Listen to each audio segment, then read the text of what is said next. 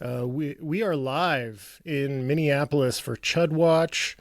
The city is under federal occupation by paramilitary forces, ICE, and also a ragtag team of little weirdos is congregating in downtown trying to cause some trouble. It's an anti-Somali protest, essentially, that's happening, and we are raising money. We're raising money for the Cedar Riverside Protection Alliance. Their Venmo is CRWork26, CRWORK 26 is their Venmo. Please donate. Taylor, Darlene, and I are here for live coverage. We will be taking calls from our reporters on the scene, describing what is happening in the area of downtown Minneapolis. We don't know if this group of little weirdos will go on the move, but we will be tracking it from Wedge Live World Headquarters, Taylor and I. Thank you for joining us. Taylor, do we have any initial reports of what it's looking like downtown? Yeah, I heard from our reporter on the scene at about noon, which was the time that Jake Lang had told people to start gathering. It was a very, very funny phone call. I really wish we had been recording earlier so you could have heard what some of the antics were. Last I heard, there were less than 12 of them. Okay. Jake has a speaker that he's using, but he's carrying it around in a cat backpack. Okay, and Jake is one of these right-wing influencers leading Jake the Lang is the anti-Somali main protest. one. Yeah, he was a January 6th-er. So they also Did he get a pardon? I think so, yeah.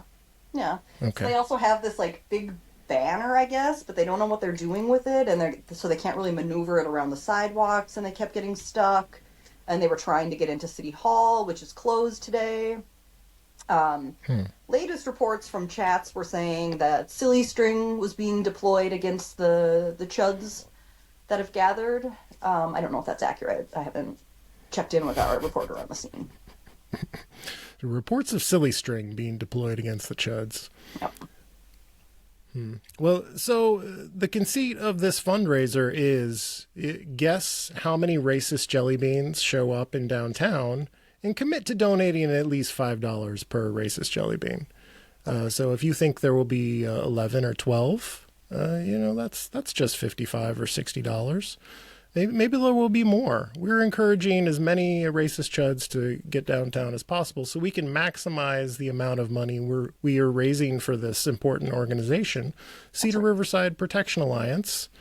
And their Venmo is CRWORK 26. CRWORK 26. So get on Venmo and send them some money. Counteract all of the trouble being caused by these tiny little weirdos in downtown Minneapolis. Tiny's accurate, because that's also something I was told, that the average height of them was about 5'6". Right, and I believe in Minneapolis it is against the law to do this kind of discrimination against people for their height. I believe height discrimination, Taylor, is against the law here in Minneapolis. We're making an exception, violating our own wokeness rules by making fun of these little weirdos. They are very tiny, tiny little men. One of them had a poster board. Taylor, you and I are in our chat. Somebody posted a photo of a science fair style poster board. They are diagramming their racism like it's a science project. It's what did it say? It was grammatically challenged too. Something about how this wouldn't have happened if ICE were here, but it's ripped out of one of those notebooks, the lined notebooks, to the point that it even had the edges of the paper still on it, like a child would, and just really like a pencil. You can't read it unless you're right up by it. And it says this never happened if ICE was there or ICE were there. And I suppose these are photos of victims of violent crime. I don't know what the point of this poster board is, but describing what I'm looking like. I wish we had the ability to display What I'm looking at, we're a low-tech operation here. We can only describe Yeah. what we're seeing in the chats. Let's check in with our guy on the scene. Oh, should I get on my phone? Yeah.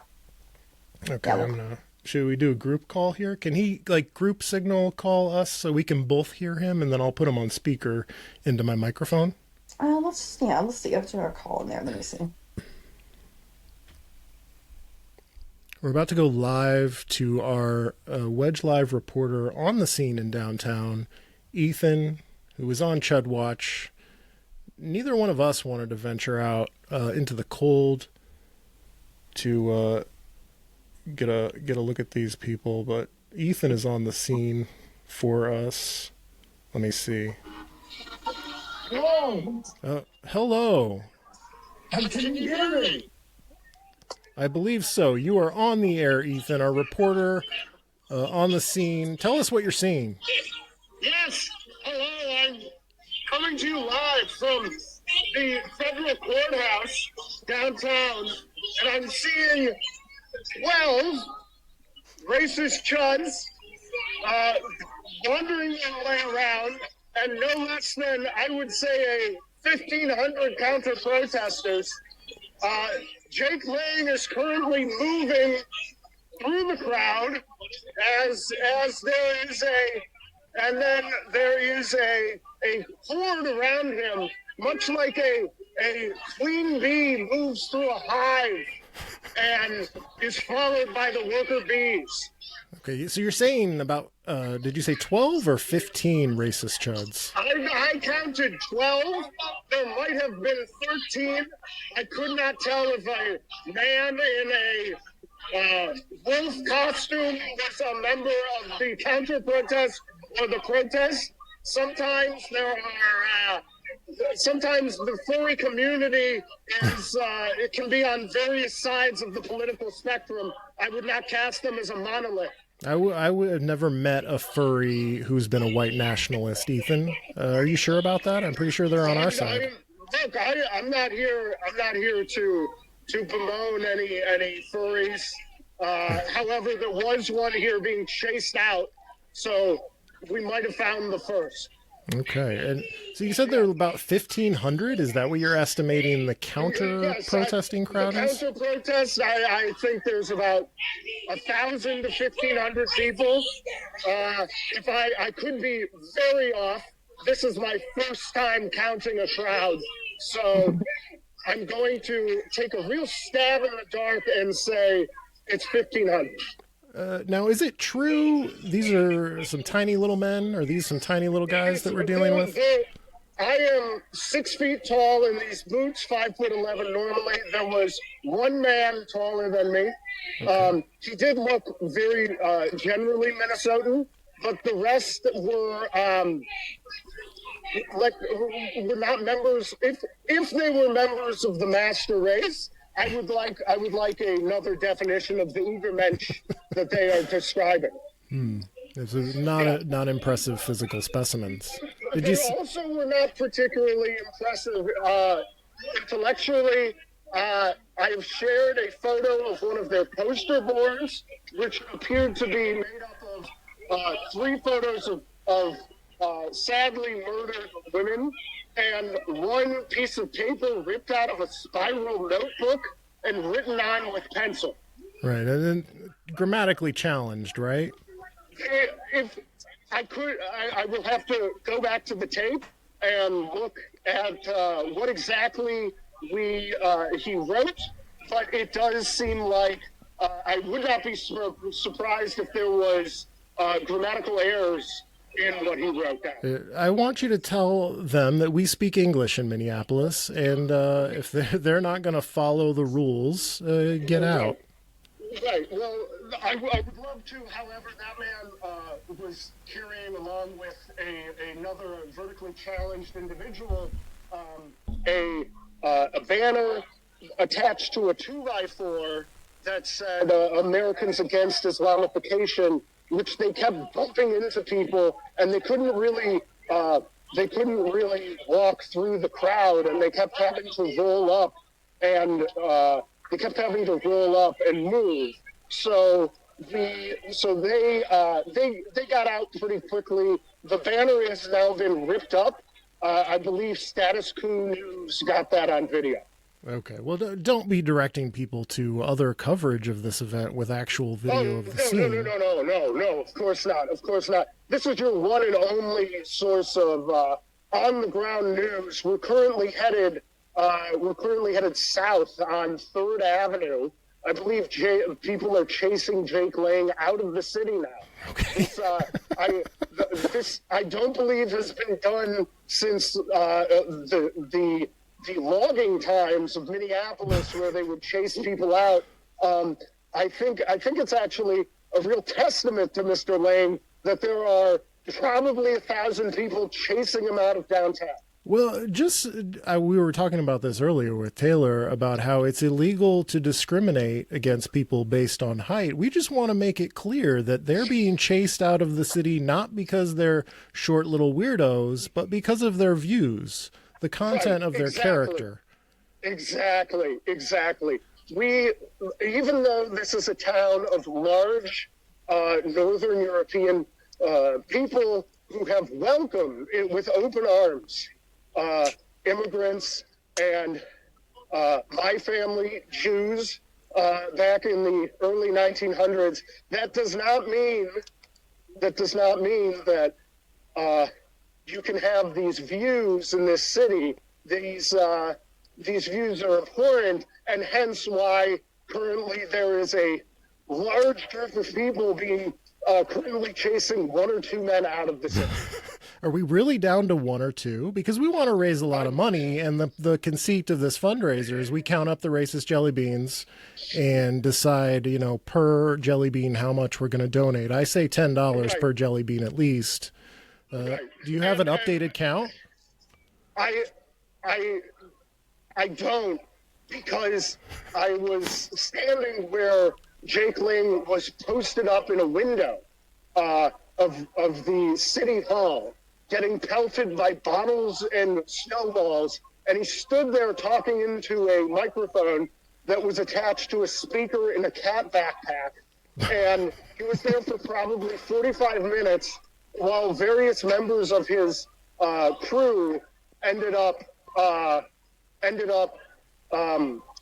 peeling off. Now, I did see one of them, which is the small redhead, who it has been advertised that he actually has some serious debt due to lack of child support payments. And I did see him getting roughed up, and I could only describe him reveling in the frustration of the crowd. I wouldn't say frustration, hatred of the crowd. But the count still remains at 13. Okay, so if people are donating $10 per jelly bean, that's $130 we want people to be donating per person. Correct. Yeah. Per person. Now I would like to. We are currently headed. You're currently headed west on 6th. It appears we're taking a left on 2nd Avenue now. I would like to also point out, if I may, bring up a wonderful thing. For years, Downtown Council and Mayor Fry have tried to activate the city. Might I suggest bringing in 12 or 13 racist chuds every month. The streets have become alive. Yeah. People are everywhere. This is now a walkable, bikeable city. The traffic has come to a halt. We've truly taken the city back from cars. I think that's a great point. Maybe we could close Nicollet Mall to chase these tiny little weirdos through the streets every Sunday in the summer. Right, exactly. and I would like maybe an aquatennial chase a weirdo out of the city. Yeah. Thank you. Go ahead. Go ahead. I was just going to let you go. If you have some closing thoughts, final observations here before we let you go. Some final observations. One, just really delighted to see how many people have showed up to chase these tiny little weirdos out of the city. If they are trying to go to Cedar Riverside, they're going the exact opposite direction. Okay, that's it good. appears that they're going into the Hotel Indigo. We are now posted up outside the Hotel Indigo. And I would like to also say that if you are going to make a sign, I would politely ask you to discuss it with some friends. I've been disappointed by the sign skills. They're very wordy. A ton of them don't make sense. Yeah. They're word plays that just fall flat. It's perfectly fine to workshop these with your friends before going out. We're not trying to reinvent the wheel here. You can just say fuck ICE. Oh, can I swear? Yeah, it's fine. It's fine. Okay. You can just say fuck ICE. I mean, that gets the point across. There's no reason. I did see one man with a very tiny, very tiny pennant that said Ted Bundy was a Republican, which I thought was nice. But yeah, it's kind of an anticlimactic tone here. And it seems like people were ready for a much larger crowd, but made do with the unfortunate bloated face of one Jacob Lang. So we all make do. And plus, we raise a little money. Thank you, Jacob. And again, I think it's illegal to make fun of people in Minneapolis, at least. We have these woke rules now. We can't discriminate against people for their height or having a bloated face. You can't. Right. Well, but I can yes, height discriminate. No, we can't. And frankly, I would never. However, I am just simply reporting facts. And the fact of the matter is, these were not tall racist chuds. These were in fact short racist chuds. It is just a pale, fleshy, short little jelly beans. Oh, very pale, very, very pale. These people have been maybe in these might have if one were to imagine a mole person, the color of their skin. Now, again, not saying that's a bad thing, right? That's just the color that's of their master skin. race stuff, I think, right? Master race stuff. I am simply just describing what I'm seeing here on the ground and reporting the facts. Okay. Well, thank you, Ethan, from downtown Minneapolis, on Chud Watch, on the ground, risking his own life to bring you these reports. Thank you. Right. And if you see anything else you need to let us know about, you call back in, okay? Yes, I will, of course. Anything for the #1 news site, only news site, covering this. Please ignore the gaggle of people that have press on. They won't give coverage quite like this. Okay, thank you, Ethan. Yeah, of course. Okay, Taylor has been monitoring the chat lines for the latest reports. Has anything come in on the chat? Yeah, Status Quo has reported that Jake Lang may have left his backpack behind. So it's very shades of ICE and FBI abandoning those couple vehicles over north the other night. Don't abandon your equipment. People are finding stuff. I hope they didn't find a gun or documents in there. It's at Hotel Indigo. In case anybody wants to know where they're at, that's where they ran into Hotel Indigo. So are we talking about the cat backpack with the speaker on it? Oh, good question. Because if so, that's not really anything. Those are just bubble backpacks. Those... I'm going to try to clarify. And everyone, please stay tuned. We're expecting a call from Minneapolis's most obscure, least respected, and least powerful elected official, Eric Harris Bernstein, on the Minneapolis Board of Estimate and Taxation. We've seen a lot of our elected officials on the ground, keeping watch over their communities, being heroes. We saw Elliot Payne get shoved and menaced by a team of ICE agents, our council president here in Minneapolis. We've seen Jason Chavez doing good work, tireless work out there on Lake Street and surrounding areas. Who else? Amber Frederick, we've seen on the park board. Mm-hmm. And, of course, Eric Harris Bernstein, who we saw stomping around on a video recently. I ran into him when Greg Bovino and his convoy rolled into Loring Park, I like ran over, and then he was there, and I was like, "What are you doing here?" And he just happened to be following him around, and just was there in his big, EHB jacket. You can't miss our Eric Harris Bernstein. Just chasing Bovino in a vehicle? Is that what he was doing? I think he was in the convoy, yeah, people. And then he was like, "This is probably the culmination, like, of the day," and then Some domestic terrorism type stuff. not the vehicle that we never found. His stolen Suburban. Right, we never found the stolen Chevy Suburban. Where's that? Let me see. Anything else interesting come in over the chat besides how these tiny little sad guys and their science fair poster boards? No, surprisingly not. Like, I'm in, like, the downtown ones and the Loring ones, and it's, there's a lot of, like, plate checks people have been doing for ice and stuff, but overall, it's been pretty quiet downtown for everything that's happened. There's been a lot of activity over in Loring still at the quality daycare. They're still trying to figure it out.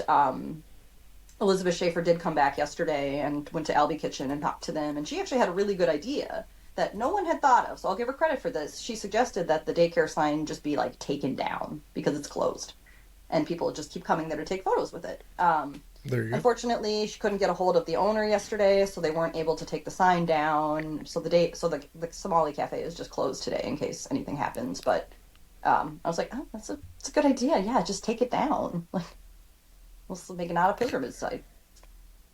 I'm going to give Eric a call. Yeah. And see if he's available for us.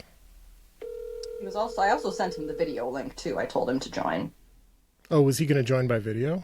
I think so. Hi. Hello, Eric. Are See you if he ready wants for to. us? Yeah, should I join? I'm Yeah, ready hop to on. join. Yeah, hop on. Okay. Yeah, that's good. I guess I could have texted him that way, but I'm enjoying doing these live phone calls.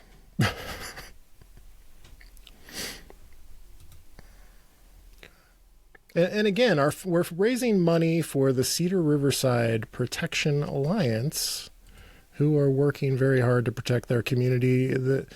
Guess how many racist jelly beans? Our last count was 13, and we want you to donate an amount of money per racist jelly bean.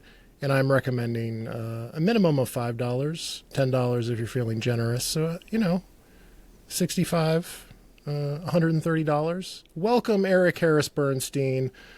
Just for full disclosure, I introduced you earlier as our most obscure, least respected elected official in Minneapolis, Eric Harris Bernstein, member of the Board of Estimate and Taxation. Congratulations on defeating undervote in your election to the Board of Estimate and Taxation. Maybe the only BET candidate in history who has defeated undervote.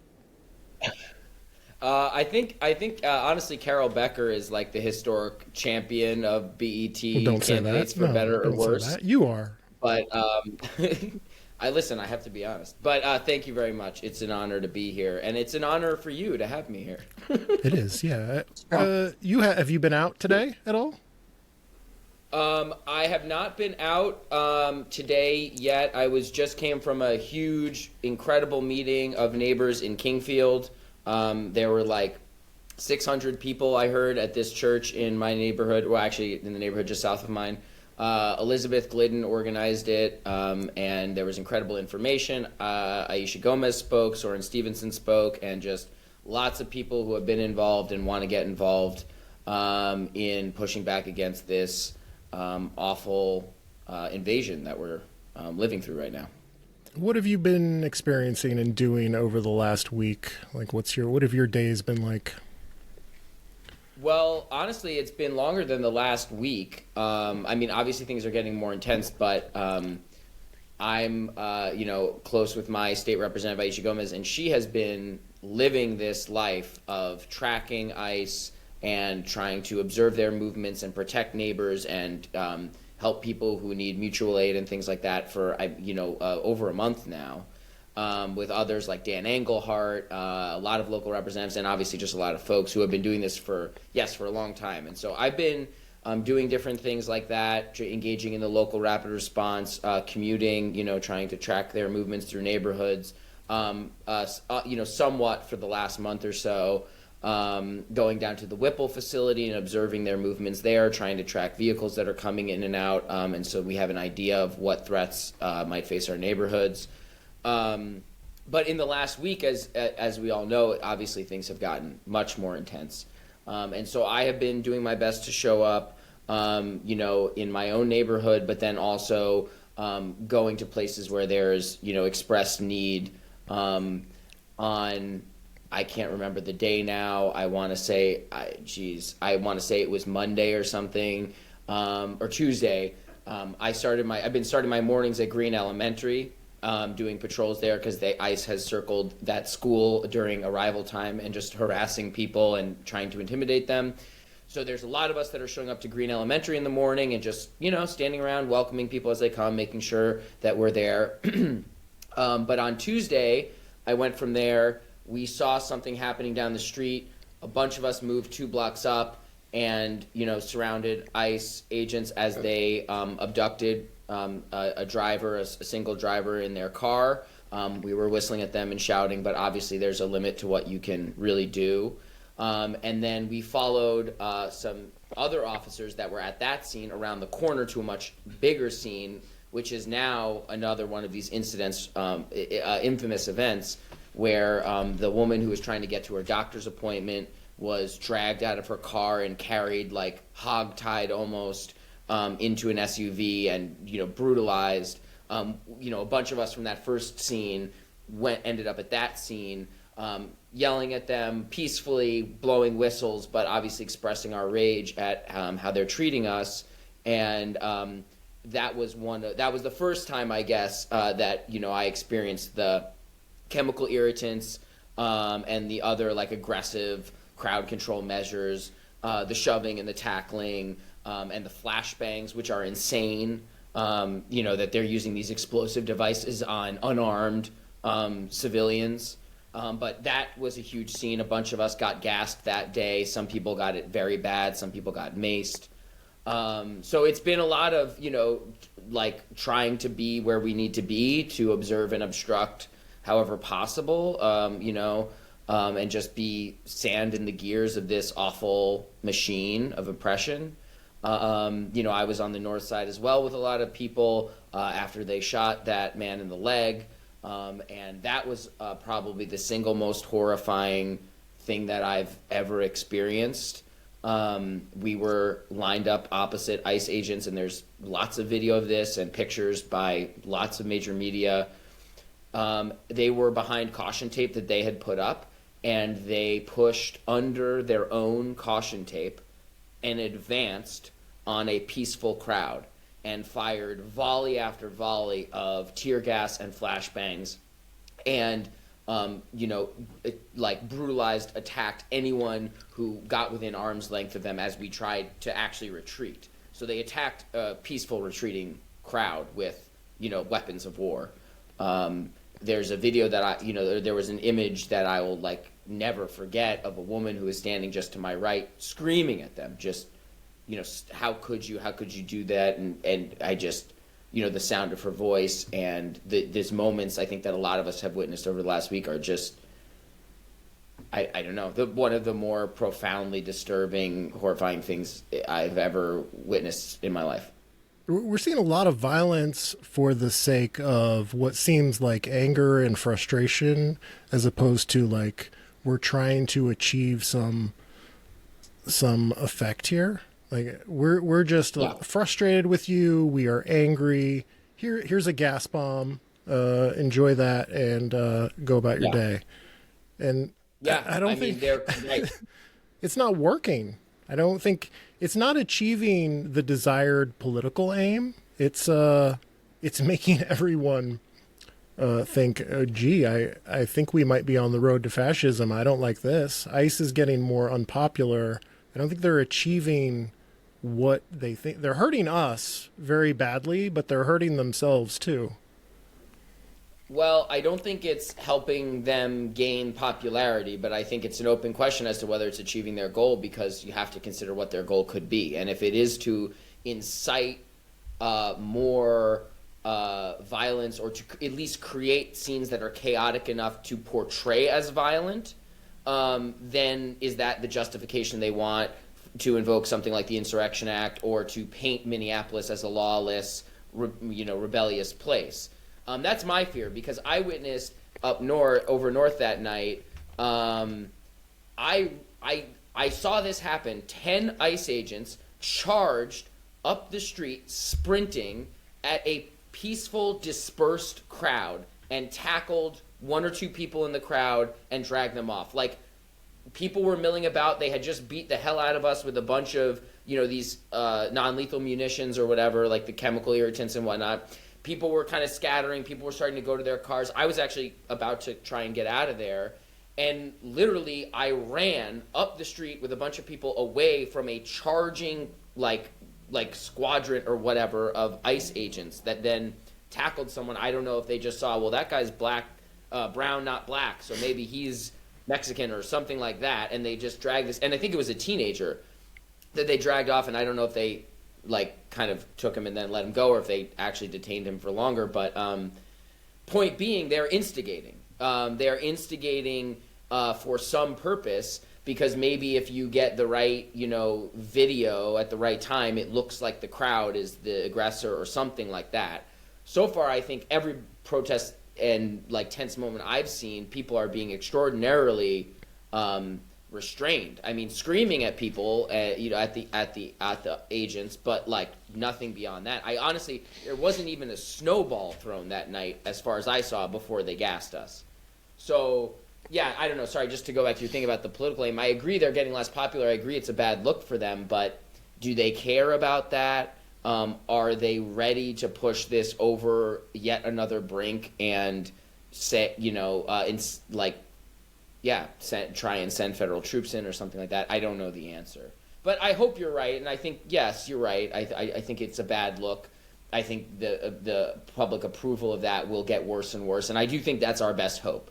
Because realistically, the only two things that I can think of that change this is, one, Donald Trump decides he no longer likes the aesthetics and the vibe of being like the ICE invader president, and he just decides to kind of pivot to somewhere else, or think more about, talk more about his invasion of Venezuela or something, and kind of let this quiet down.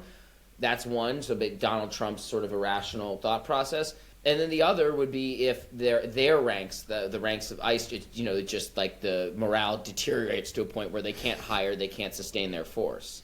And I think that's sort of what we're working towards, is just to make them very consciously aware of the horror of what they are doing, and the violation of our rights that they are perpetrating, and hope that at some level just becomes unmanageable for that agency.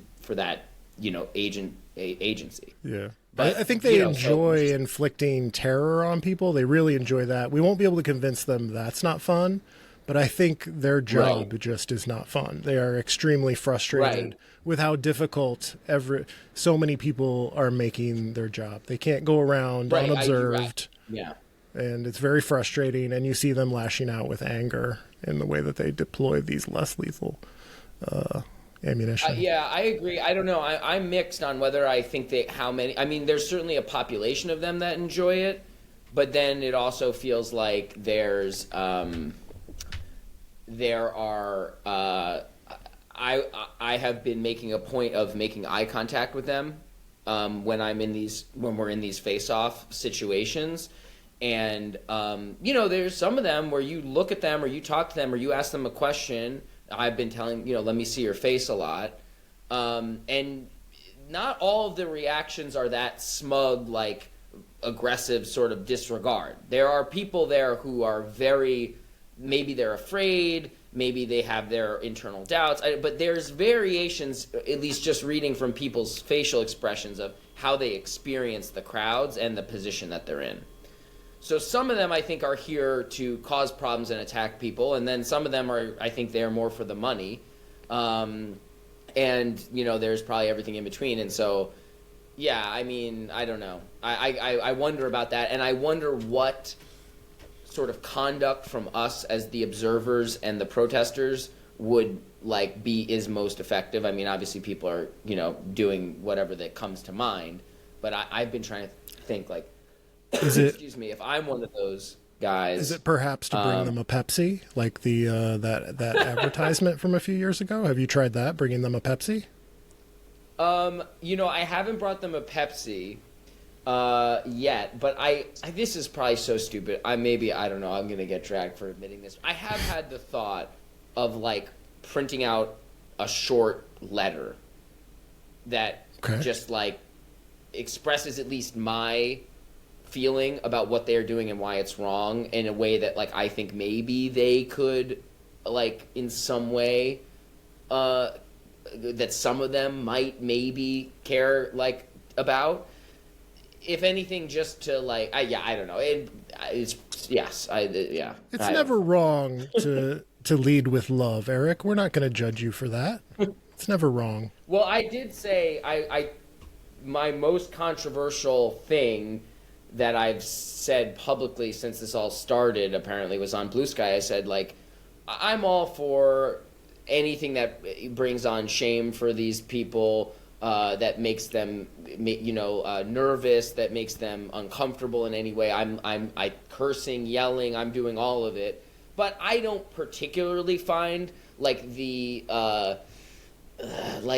particularly like gay jokes and stuff. Like I think if it's a crowd that's angry about what they're doing, it's very, I would imagine, upsetting, or it could be upsetting for them, or like scary, they're in a hostile environment, whatever. But like if the crowd's just there to like be like, oh bro, you got a small dick, why don't you suck Bovino off or whatever, which is like a very Are people saying this? That's a thing that people say. Then we just look like we're also angry, irrational assholes. Yeah, I don't know. Yeah. So I do have what that about height? Can we make fun of them for being short little weirdos? Is that fine?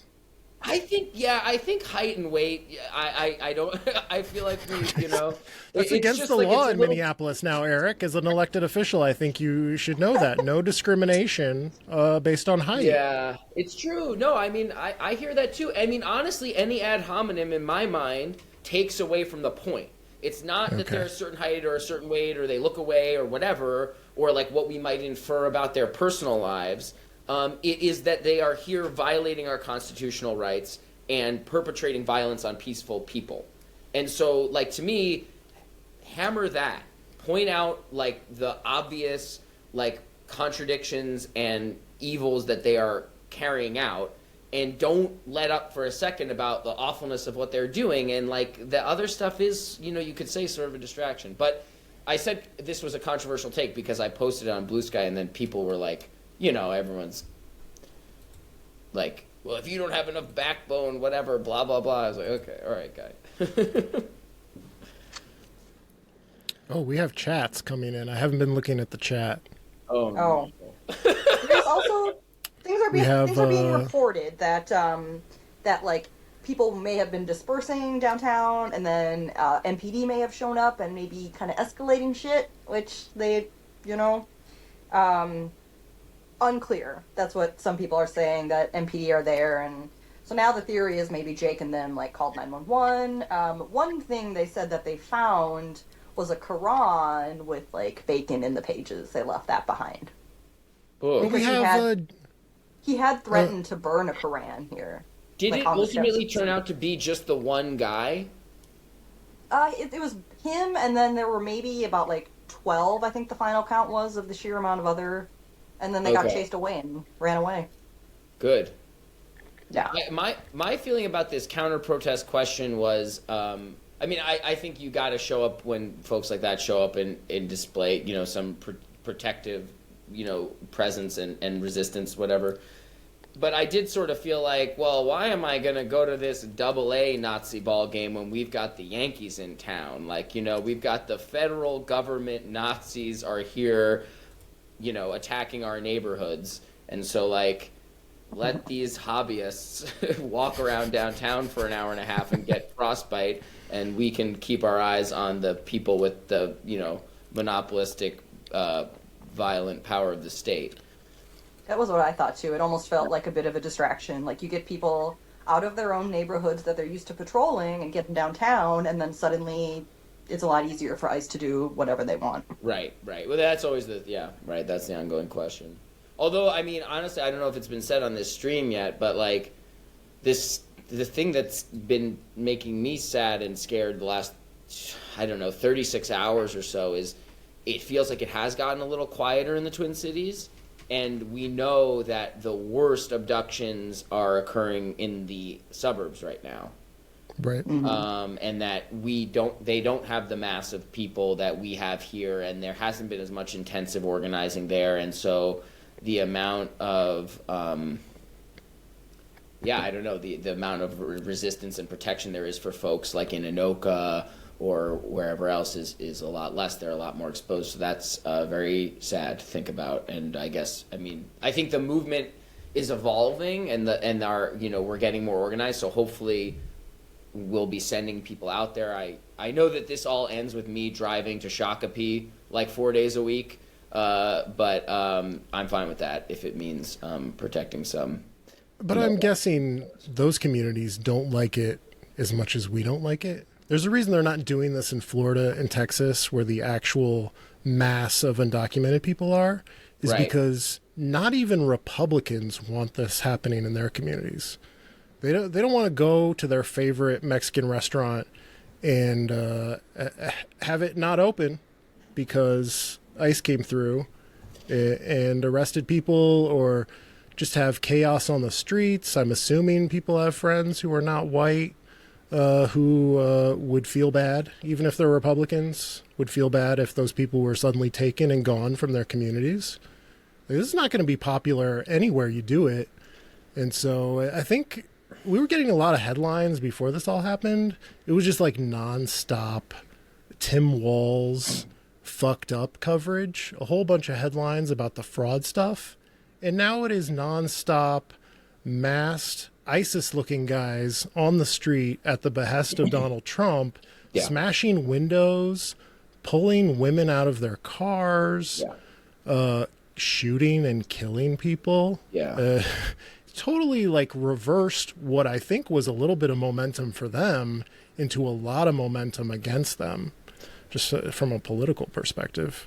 I think that's, I agree. I've been wondering how will this go down in those purple and red suburbs and exurbs. Well, have you seen what Brad Tabke's been doing? Well, I mean, a little bit. I know he's been super active, and I'm a big fan of Brad's. But what in particular? He got featured by Alpha News yesterday because all day long he just tweets where ICE are in Shakopee. Just like nonstop, to the point one of my friends sent me a screenshot of his tweets and was like, "Is this guy a bot? He just does this all day." I was like, "No, that's really the state rep." So Alpha News is like, "This guy's featuring where ICE are in real time." Brad is a real one. I've been close with Brad since 2022, he's a wonderful guy and an incredible credit to that community. And just along those lines. Isn't it so? I wrote down a couple of notes that are the things that I would want to say, and I just think is it not so incredible the way we've seen people come? Not that Brad's coming out of the woodwork, but all of these people show up and put their bodies in harm's way, give their time and put themselves outside in the cold and connect with just the way we are organizing and resisting this is like. Last night, Jaylani from CARE said it in this beautiful way at the town hall, the Ilhan town hall. He said, it's a horrifying time, but in some way we should cherish this moment. Because have you ever seen a city more united, more interested in caring for one another, more active in thinking about how to show up and how to protect each other?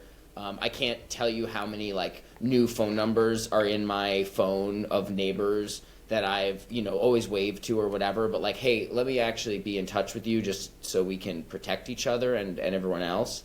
And going to restaurants that are struggling given what's happening, and just all of the ways. I mean, I'm out at some point every day and a lot of times at night, and on Central Ave and Northeast. Groups of people, 2, 3, 4 people on every corner. I mean, it's just I've been really emotional this week just at all these displays of solidarity and bravery, and it's like I hope that we can remember how we need each other and how defenseless we were when we were alone, and how powerful it felt when we stood together. It's just been in some ways incredible, even though it's horrifying. Look at that. We got a comment. Everybody loves Eric Harris Bernstein in the comments here. Look at that. I have a very small, very, very small, but dedicated fan base. I can't go anywhere without asking if you need a warm drink. That's how I'm experiencing this. I go out with my whistle, walk around looking for carloads of masked paramilitaries, and occasionally you run into someone who's like, "Hey, you need some hand warmers?" People are just grateful. People are grateful if they can't be out walking around. They're grateful for the people who are, and they're opening up their homes. They're like, "Can I bring you some hot cocoa? Yeah. Or some water or some hand warmers?" It is. I've never experienced it, not even in 2020, the degree of like people wanting to do nice things for you and are grateful for the nice things you're doing and wanting to match it. It's been remarkable. It's yeah, no, absolutely. I've been saying it's in some ways it's the anti-COVID, because COVID was this. I mean, it was similar in this bizarro COVID, I guess, because it's like in some ways it's like this similar, like all-encompassing, like super distracting, like horrifying thing. I keep using the word horrifying. World-changing event. But in COVID, it was like your neighbors are a danger to you. You've got to isolate yourself. Leaving your house is dangerous. And amidst this federal invasion, the only safety that we have is with each other. And the best place to be is outside, observing, standing on a corner with a friend or a neighbor or a stranger, and talking about what's happening and observing what's happening and trying to be there. Taylor, you hitting the vape in the middle of my... Oh, you can't stop her. She's out of control. She joined the DSA vaping on a live stream. What's going on? Oh, my God. I love it. But yeah, I don't know. So in some ways, it's just like it's in the way that COVID was like this, out of necessity, of course, but this antisocial pressure. This invasion is this intense pro-social pressure, and I think that that's like incredibly important for getting through this. And I hope that it lasts a little bit in the way that it did for COVID. We had these lingering, sort of hesitations about going in public, and these, like sort of we fell out of the habit of going out as much and we're staying in more. And I'm just like, I'm kind of hopeful that I'm hopeful that we retain this comfort. Like, before this, there were all these talks about public safety in Minneapolis, and I really feel like, not that I had much fear before, but I just cannot imagine being afraid of a civilian now that I've experienced my fear of the federal government. Like, you know what I mean? Like, I feel like it's just like, I was in North, and there was like a group of younger guys, and we were talking to them after, and not that like normally I would find them threatening, but like, they're the kind of person that maybe if you were like scaredy cat or whatever, you'd be like, oh, those guys. And they were just like, I just really hope the state and local government shows up and protects us. And like, we were just like talking about like how scary and like intense it was when they, the federal troops charged us and whatever. And like, it was just like, thinking back to what the fear of Minneapolis was even just a month or 6 weeks ago, it's like, what a different fucking world, like, Yeah. A couple of years ago, there was like a carjacking craze, happening across the country, and it was all that you'd see on the local news. And like now it's nonstop carjackings by federal agents. Right. Only they don't want your car; they want your whole self, and they want to take you and send you to a Central American gulag potentially. Yeah, and the whole car crashed on the sidewalk. It reminds me a lot of 2020, not for COVID, but for what was happening here during the uprising. Sure. Just in terms of like, I haven't felt as connected to my neighborhood as I did back then. Like, I'm still in the same neighborhood, and back then we had the same thing, when that weekend when we were just abandoned by law enforcement, like all the neighbors, we all kind of had to group together to look out for suspicious vehicles when there were people like just riding around trying to start shit. And so it really, for me, I'm getting a lot of flashbacks to that part of 2020 where neighborhoods, people are all coming together, they're looking out for each other, and it's just a big moment where the rest of the world's eyes are kind of on us as well. And like, so that's what, for me, it's really 2020 strongly, but in good ways, because like, there's so many, like, I had surgery, so I haven't been really in my own neighborhood much, but like they had a big meeting. I think maybe like 50 or so people showed up in Loring Park just from the chats to meet. I know that Whittier had their neighborhood meeting of like 800 people. Like, this is even on a new level from what we were in 2020. Like, everyone is plugged in. Mm-hmm.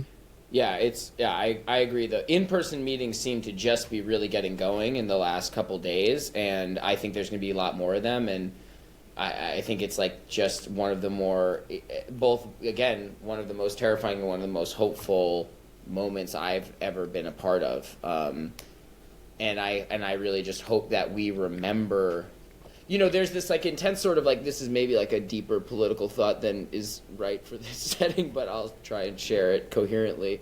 I think there's this way in which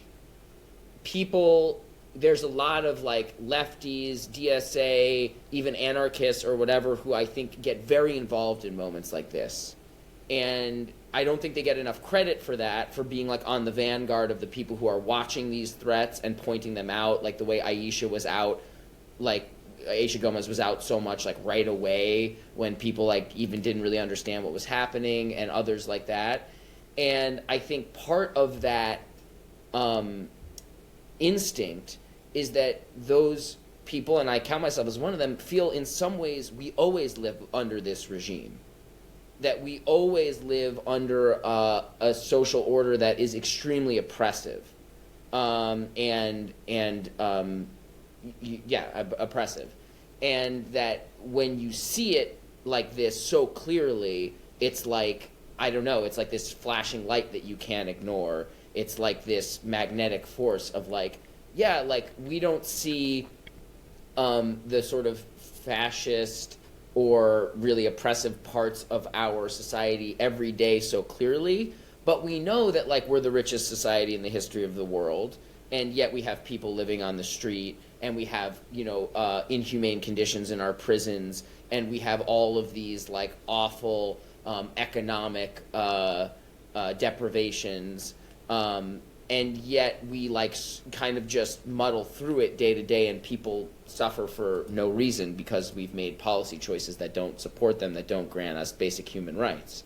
And so, I don't know, I just like, when you see this awful contradiction so plainly, it makes me hopeful that like people will understand the connection between what is happening now to these vulnerable groups and what is also happening to these vulnerable groups even when we're not under federal invasion. That, there's people who live on the thinnest margin, people who live with awful health conditions that they can't get treated, people, and on and on.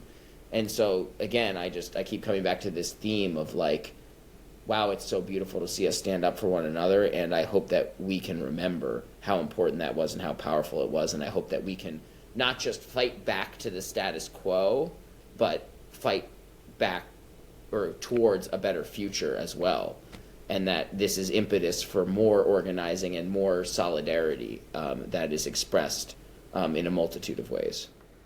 We have a question for Eric in the chat. Is there any EHB merch left? Any EHB merch? I've got one that I'm saving for my dad, but I don't know if there's interest. I could do a fundraiser, a charity. I almost said COVID relief.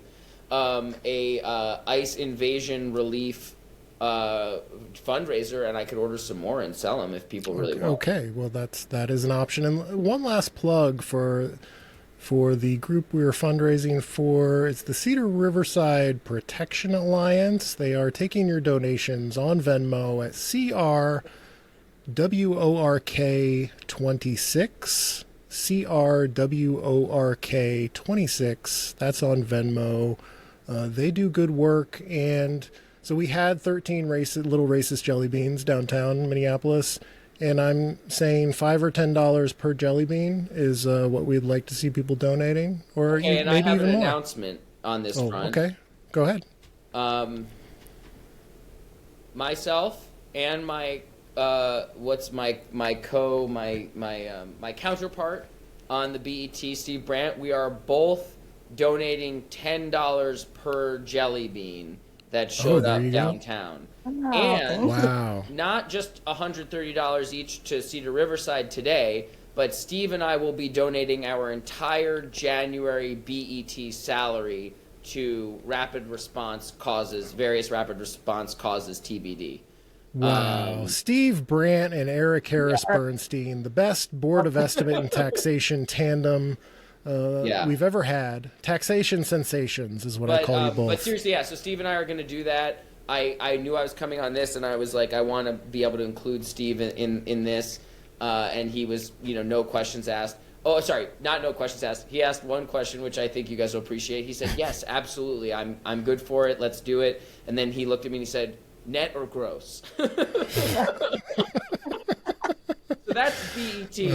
That's quality BET banter right there. But I think we'll go with gross, just to err on the side of generosity. And got to figure out, I've been struggling to think, like, it's just there's so many places to give. So I would love for folks that watch this to reach out or help me think of, like, how to order my thoughts about where to give money. Because it's like, you want to give to the rent relief, you want to give to the food drives, there's diaper drives, there's neighborhood stuff, school-based stuff, and it's just hard to pick. And it's like, is it better to just give like $50 to a bunch of them, or like whatever? I don't know.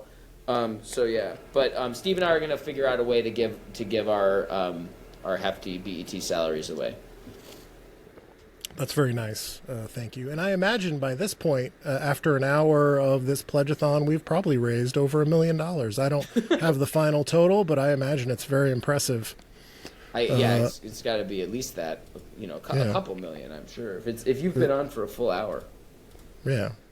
Get on Venmo and go to CRWORK 26. I'm That's now on seeing Venmo. these chats, and I just want to flag one. Okay, From which one? Colossal Tree that just points out that West Metro has been very organized, collecting and distributing supplies. So I don't want to be interpreted as saying the suburbs are not organized. I don't know much about what's happening there. So good for you guys. And I'm happy to hear it, and I hope that we can all continue to coordinate more and be as effective as possible. Also, Professor Chaos says top-tier banter. Thank you, Professor Chaos. Taylor, do you have any? Reach out to me on some channel. We'll talk about. We'll try and figure out some merch. Okay, Taylor, do you have any final thoughts? Do you have any updates? Have all the little weirdos been chased out of downtown? Yeah, it's NPD showed up briefly. Apparently they've left now. There's still some counter-protesters downtown. It's thinned down a lot. They're still at like the government center, the counter-protesters, but hold on, now the report is that they left, the organized counter-protests left the government center, so it's just probably stragglers at this point. Oh, I forgot to play my siren. Oh, you didn't play the siren? There you go. I was gonna Nazi warning. I was gonna play my Chud Watch siren, and I forgot to do it. But I guess it didn't really live up to the hype, so there was no need to play. The Chud Watch is over. It's fine to go outside now. All the little weirdos have been chased out. But don't forget to donate to the Cedar Riverside Protection Alliance on Venmo, CRWORK 26, CRWORK 26. Thank you to Eric Harris Bernstein of the Minneapolis Board of Estimate and Taxation. Thank you, Taylor Darlene, for joining me, my co-anchor of today's coverage. I'm your host, John Edwards. I guess this has been a live Chud Watch edition of the Wedge Live podcast. Thank you for listening and watching, and we'll see you next time. Thank you, John. Thanks for having me.